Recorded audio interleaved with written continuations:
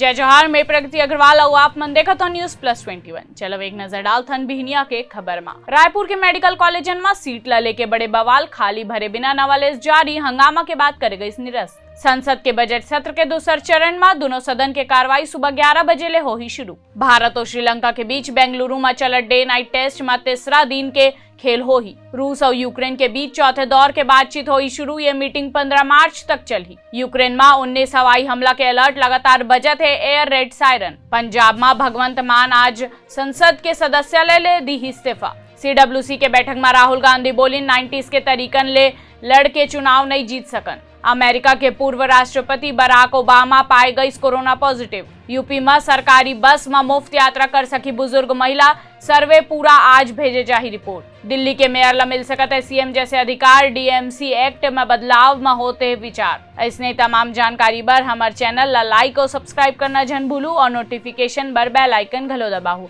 देखत रहो news plus 21 आप मन के हक के बाद।